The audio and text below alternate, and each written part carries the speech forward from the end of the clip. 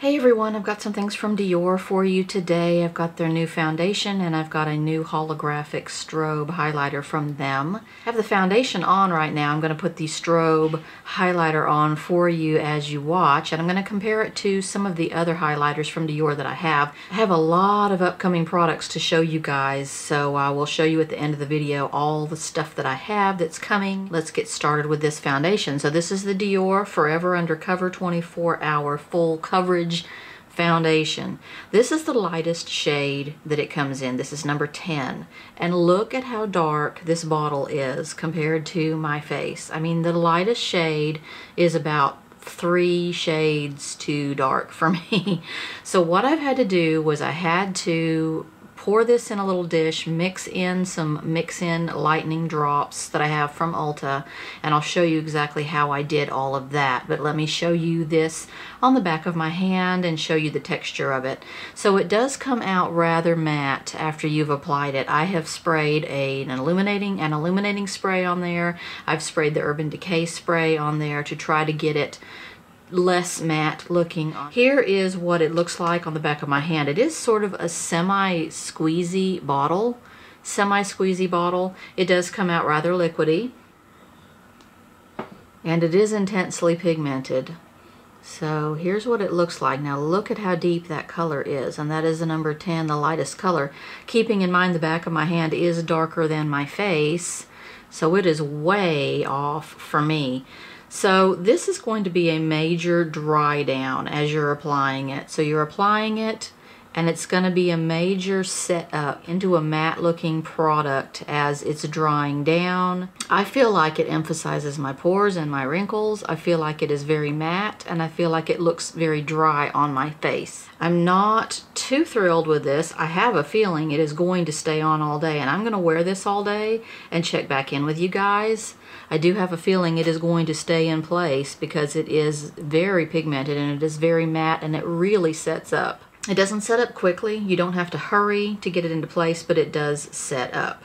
So I'll show you how this went on today while this dries on the back of my hand. Okay, I've put about this much of the Dior foundation in this little pan I have. And I'm now going to add the foundation adjusting drops from Ulta to them. These are a pretty good drop. I've used these before. You know, you never know how much to add. You really don't. And I don't want to change the texture of the product. So what I usually do is take a Q-tip and break it and use that to stir the stuff around. It's getting closer, definitely closer to my color, so I'm going to put some more whitening drops in there. I'm putting that much in there. It's amazing how dark this foundation is, and it's the lightest one they make.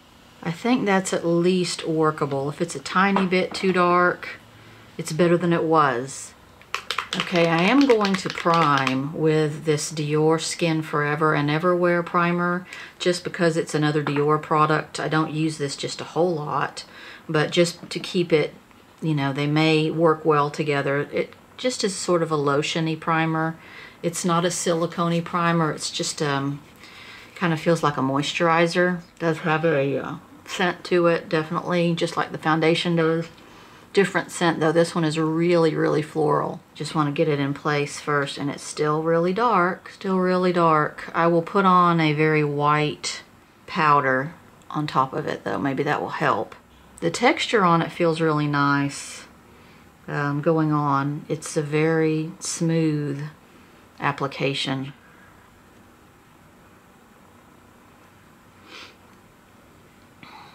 It's still a little dark, but I mainly want to feel today, get a feel for the wear on it and the finish on it.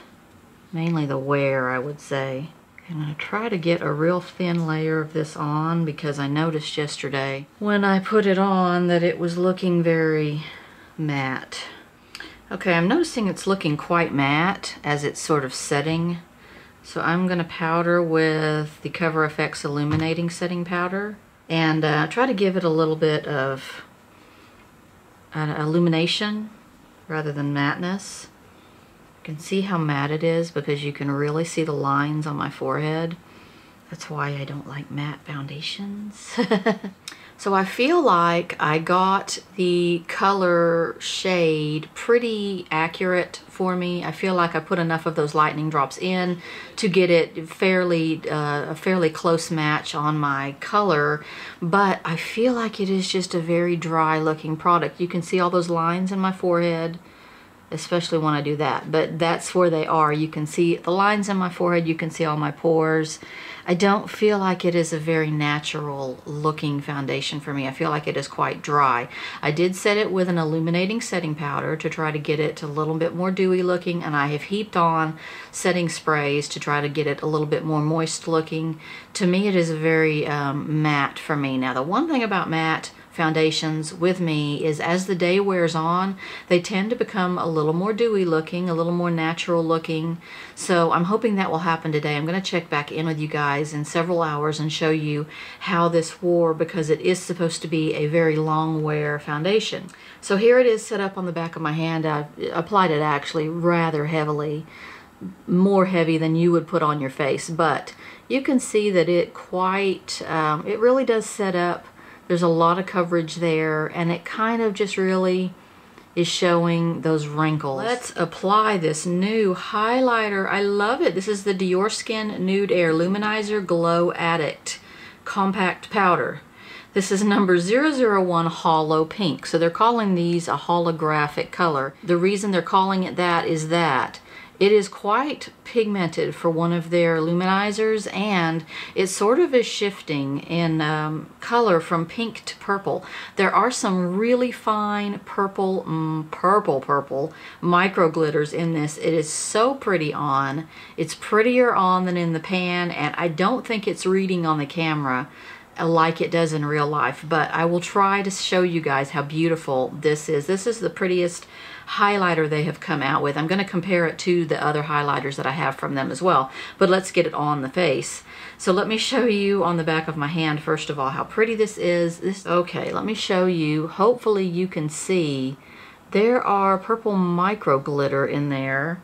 Let me put it on a little heavier, maybe you can really catch that. Purple micro glitter in there. It's just a little shifty, and it's quite pink for Dior. Their highlighters are not super pigmented. It's a little pinker. It's showing pinker in my mirror here than it is on my display on my camera. So it may not be picking up how pink it is on the video there. Let's put some of this on. It's pretty, it's buttery, it's smooth, it's bright, and I love it. So I have now a really good go-to blue tone, blue violet toned highlighter, and that is the Too Faced Diamond Light, that new beautiful one that I recently reviewed.